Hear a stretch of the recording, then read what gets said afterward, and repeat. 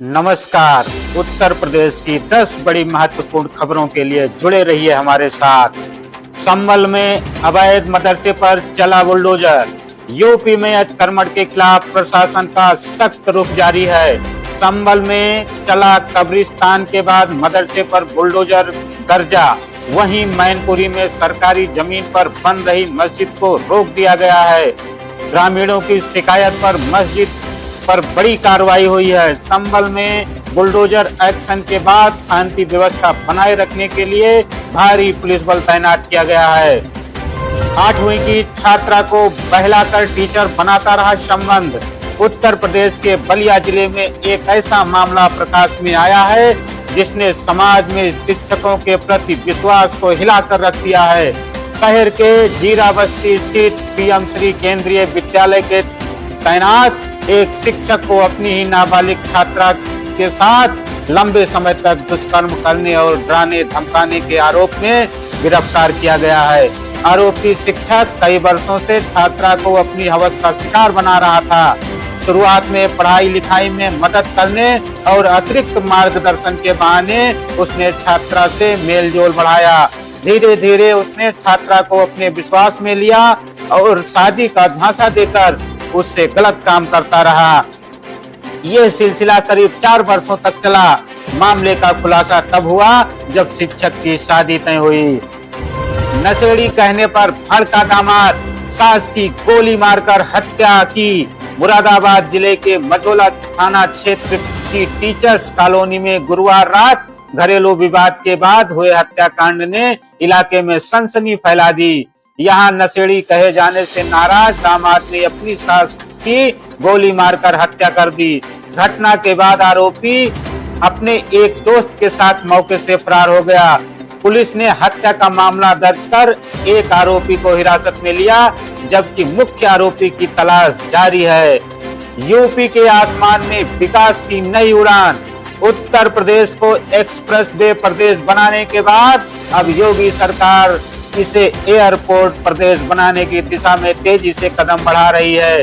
इस बजट में नागरिक उड्डयन क्षेत्र के लिए विस्तार की असीम संभावनाएं पेश की। सरकार का लक्ष्य है कि प्रदेश के हर प्रमुख हिस्से में रेडी टू गो एयरपोर्ट की सुविधा उपलब्ध हो। इसी कड़ी में ललितपुर, झांसी और लखीमपुर में नई हवाई अड्डे बनाने की घोषणा की गई है। इसके लिए इसी साल सर्वे का काम शुरू होगा। लखनऊ में फेयरवेल से गर्लफ्रेंड तक लौट रहा था 12वीं का छात्र, 6 लोगों को कुचला। लखनऊ में 12वीं का एक छात्र एक कार से 6 लोगों को कुचल दिया। हादसे में 5 लोग घायल हैं और 6 साल के बच्चे की इलाज के दौरान मौत हो गई। आरोपी छात्र फेयरवेल से गर्लफ्रेंड संग लौट रहा था। इस घटना के बाद छात्र फरार हो गया। पुलिस ने घटना स्थल से स्विफ्ट बरामद की। गौरी का चचेरे देवर संग अवैध संबंध, पति की गला दबाकर की हत्या। उत्तर प्रदेश की ताज नगरी आगरा में वैलेंटाइन वीक के दौरान पति पत्नी और वो के चक्कर में एक युवक की जान चली गई। युवक की पत्नी चचेरे देवर के साथ अवैध संबंध था। दोनों छिप कर मिला करते थे। एक रात जब युवक सो गया तो पत्नी देवर को मिलने के लिए बुला लिया। इस दौरान पति की आंख खुल गई और उसने दोनों को आपत्तिजनक हालत में देख लिया। भांडा न फूट जाए इस डर से पत्नी ने प्रेमी संग मिलकर पति की गला दबाकर हत्या कर दी। फिर अगले दिन फूट फूट कर रोते हुए अंतिम संस्कार कर दिया। नसीमुद्दीन सिद्दीकी सपा में शामिल होंगे। यूपी कांग्रेस से 24 जनवरी को इस्तीफा देने वाले कट्टावर मुस्लिम नेता नसीमुद्दीन सिद्दीकी अब सपा में शामिल होंगे। शुक्रवार को नमाज के बाद अपने समर्थकों के साथ बैठक करेंगे और इसके बाद सपा में शामिल होने का ऐलान करेंगे। यूपी में 20,000 पदों पर आउटसोर्स भर्तियां होंगी। योगी सरकार ने चुनाव से पहले आउटसोर्स से 20,000 से ज्यादा पद भरने की तैयारी कर ली है। आउटसोर्स से भर्ती होने वाले आवेदकों को आरक्षण के साथ ही सरकारी कर्मचारियों को मिलने वाली ज्यादातर सुविधाएं मिलेंगी। न्यूनतम 16,000 रुपए बतौर मानदेय होगा। टॉयलेट का विरोध किया तो सिपाही ने मार डाला। प्रयागराज में शादी समारोह में युवक की हत्या कर दी गई।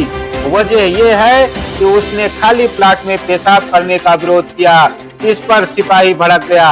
फिर उसने साथियों के साथ चापड़ और तंदूर बनाने वाली लोहे की सरिया से हमला कर दिया। युवक पर 6-7 वार किए। वो खून से लथपथ होकर जमीन पर गिर पड़ा। कुछ ही मिनटों में उसकी जान चली गई। यूपी में गर्मी तोड़ेगी रिकॉर्ड, 45 डिग्री तक जाएगा पारा। फरवरी में ही असर दिखने लगा है।